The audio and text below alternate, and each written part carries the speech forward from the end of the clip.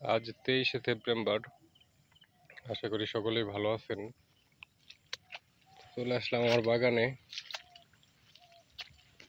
তো আল্লাহর রহমতে অনেক গাছ জীবিত থাকার পরেও কিছু গাছ কিন্তু বিক্ষিপ্তভাবে মারা গেছে।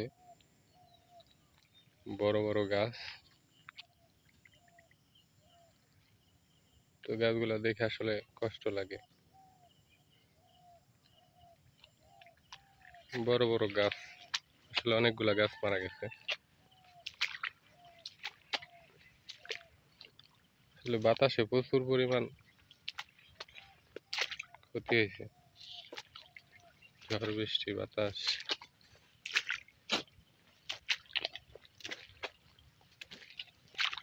বড় বড় গাছ, আসলে পানি থাকলে গাছের কিছুই হবে না, কিন্তু বাতাসে এরকম নড়াচড়া করলে সমস্যা হবে।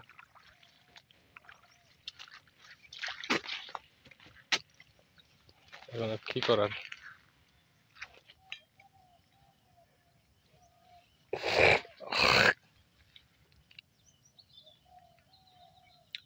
তো গাছগুলা কাটে ফেলবো, ক্ষেতের ভিতর ভালো লাগতেছে না।